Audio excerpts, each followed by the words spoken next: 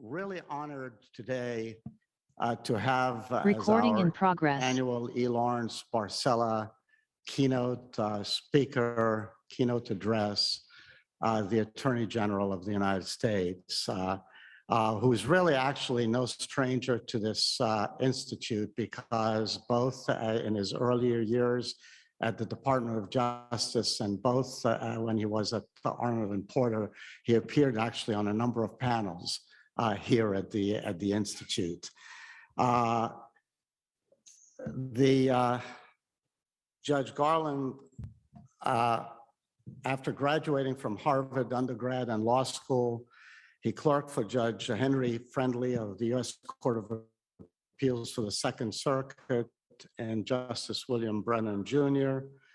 He was also a partner at, as I mentioned, at Arnold and Porter, where his practice focused on, among others, white-collar defense.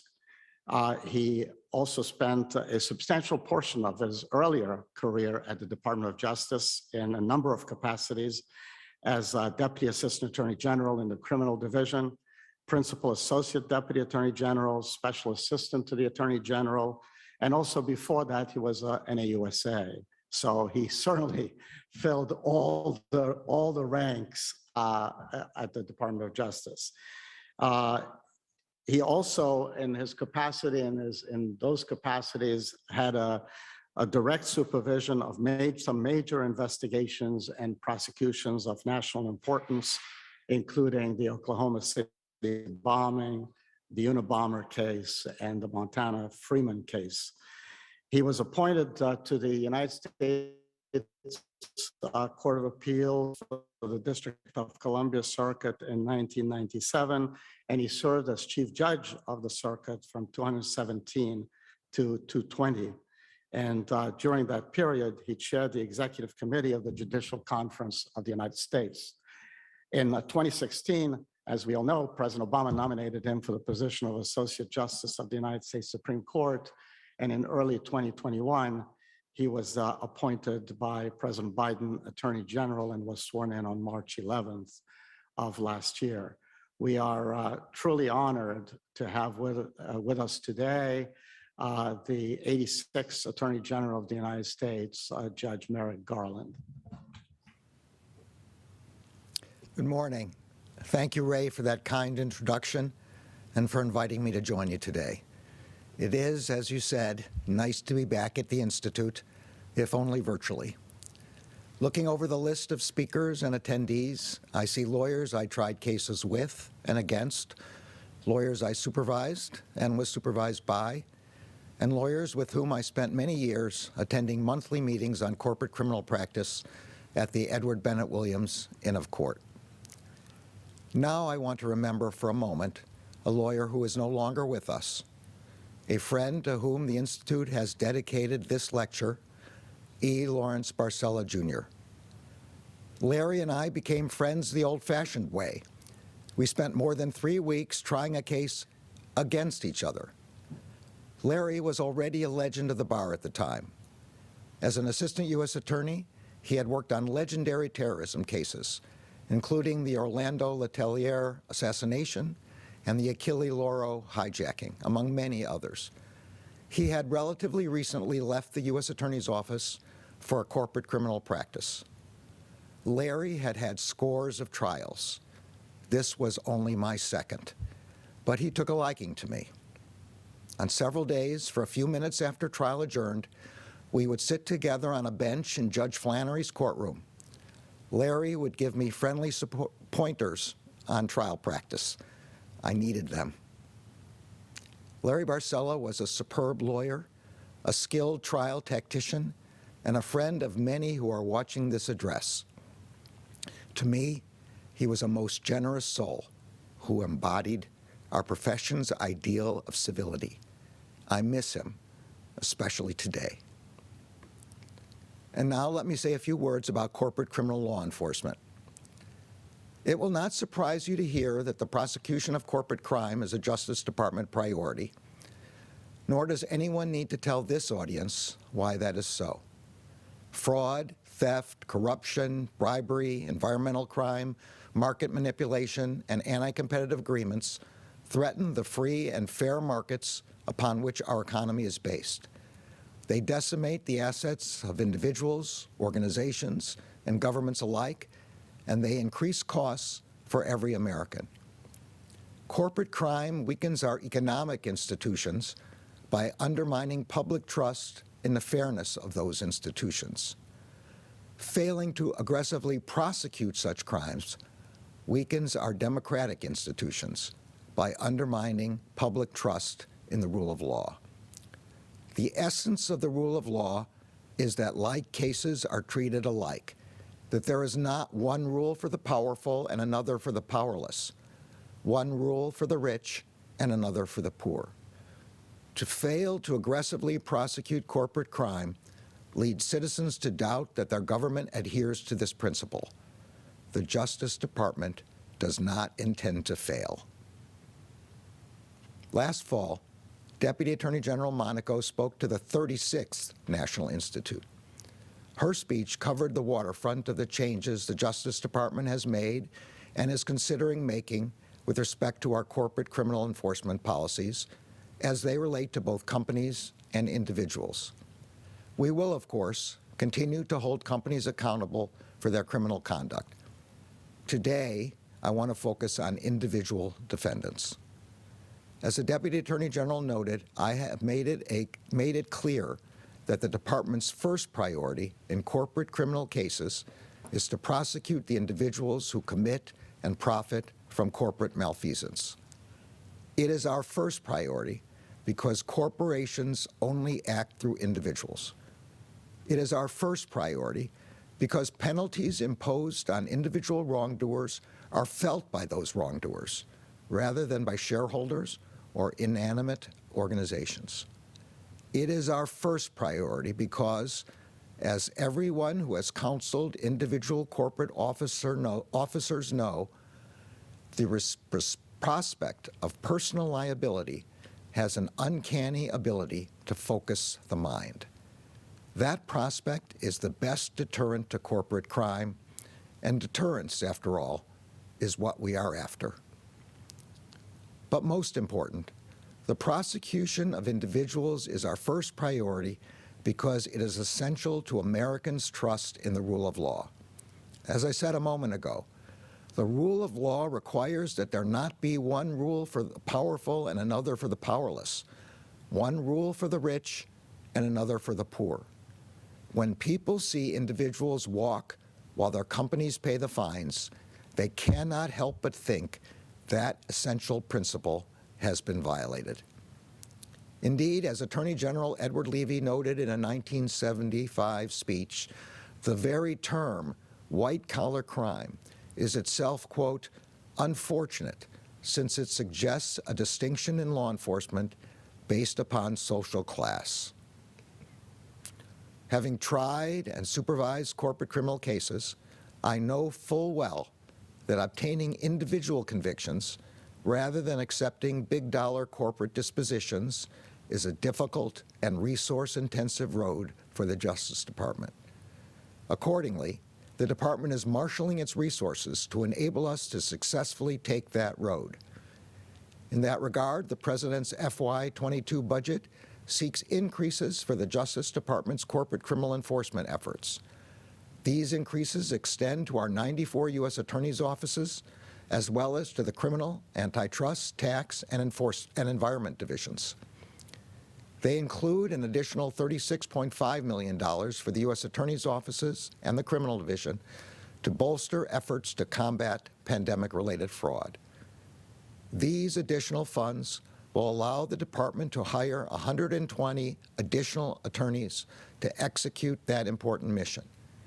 And this is on top of 34 attorneys the Criminal Division's Fraud Section hired in 2021. The FY22 budget also seeks $325 million to fund more than 900 FBI agents to support the FBI's white-collar crime program. We are also bolstering our resources by adding force multipliers to our prosecutors and agents. I want to highlight 3 of those force multipliers.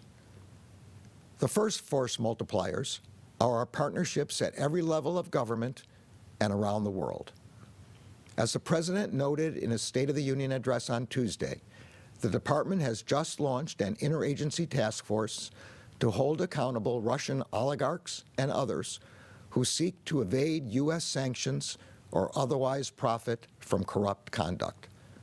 The task force will be led by veteran SDNY prosecutor Andrew Adams and overseen by the Deputy Attorney General. It will complement the work of a transatlantic task force announced by the President and European leaders on February 26. Together with our federal and international partners, we will leave no stone unturned in our efforts to investigate, arrest, and prosecute those whose criminal acts enable the Russian government to continue its unjust war against Ukraine. As the President also noted in his address, I will soon be naming a chief prosecutor to lead specialized teams dedicated to combating pandemic fraud. This will build on the existing work of the COVID-19 Fraud Enforcement Task Force that I established last May. That task force, led by the Deputy Attorney General, includes nearly 30 agencies that administer and oversee pandemic relief funding, including the Labor Department, the Treasury Department, the Small Business Administration, the U.S. Postal Inspection Service, and the Pandemic Response Accountability Committee. The Justice Department is also working more closely than ever with inspectors general across the federal government to identify perpetrators of healthcare fraud, procurement fraud, and every other kind of government program fraud. And of course, the department continues to work in parallel with the SEC on everything from securities fraud to violations of the Foreign Corrupt Practices Act. Other important partners include the Commodity Futures Trading Commission, the Centers for Medicare and Medicaid Services, the Defense Criminal Investigative Service, and the Internal Revenue Service. Our federal partnerships are further reinforced by our partnerships with state, local, tribal, and territorial law enforcement agencies. These partnerships are operationalized by numerous joint task forces and strike forces dedicated to a wide range of corporate crimes. A second important force multiplier is data analytics. We are using big data, our own and the data of other departments and agencies, to identify payment anomalies that are indicative of fraud.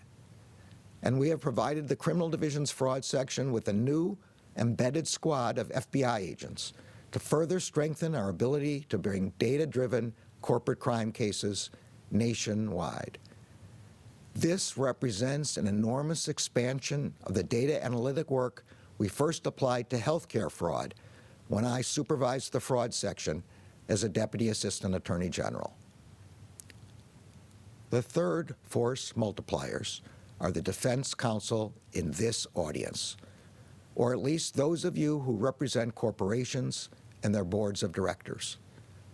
As the Deputy Attorney General reported when she spoke with you last fall, we have restored prior department guidance making clear that to be eligible for any cooperation credit, companies must provide the Justice Department with all non-privileged information about individuals involved in or responsible for the misconduct at issue.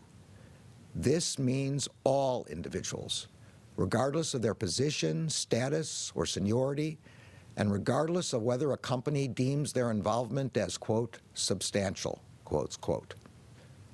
When the Justice Department offers a company the opportunity to enter into a resolution for its misconduct, it is in that company's best interest to provide us with a full picture of what happened and who was involved. When we give a company the opportunity to come clean, it must come clean about everyone involved in the misconduct at every level. Over the past year, our U.S. Attorney's offices, main justice divisions, and law enforcement agencies have successfully investigated and prosecuted cases against a wide range of company executives. In FY21, the U.S. Attorney's offices charged 5,521 individuals with white-collar crimes, a 10% increase over the previous year. 2021 was also one of the busiest trial years on record for the Criminal Division's Fraud Section. In 2021, Fraud Section prosecutors publicly charged 333 individuals, convicted 296 individuals by plea, tried 23 cases in 18 districts, and secured convictions of 30 individuals at trial. Among many other things, these cases reflect a major crackdown on all forms of pandemic-related fraud, particularly as related to CARES Act programs like the Paycheck Protection Program and the Provider Relief Fund. The Department's Antitrust Division has also been busy investigating and prosecuting price fixing and other criminal violations of the antitrust laws. It ended the last fiscal year having brought 25 criminal cases against 29 individual and 14 corporate defendants, and with 146 open grand jury investigations, the most in 30 years. The Antitrust Division is now trying, or preparing to try, 18 indicted cases against 10 companies and 42 individuals, including 8 current or former CEOs or company presidents. Our Environment and Natural Resources Division is also prioritizing the investigation and prosecution of individuals who commit and profit from corporate environmental malfeasance. The division is currently trying or preparing to try 11 indicted cases against 11 companies and 34 individuals, including 14 current or former company executives, for a wide range of criminal environmental offenses. The achievements of all of these Justice Department components are all the more remarkable because they were accomplished in the midst of a pandemic that disrupted everyone's lives, agents and prosecutors included. We expect that our enforcement activity will only accelerate as we come out of the pandemic. Thank you so much for inviting me to speak with you. I know that relations between the defense bar and prosecutors have waxed and waned over the years. I would like very much to return to the era when a defense lawyer like Larry Barcella could sit with a young prosecutor and offer some pointers, after the pointers were too late to affect his client, of course. As a defense attorney, prosecutor, and judge, I have also seen the Justice Department's interest in prosecuting corporate crime wax and wane over time. Today, it is waxing again.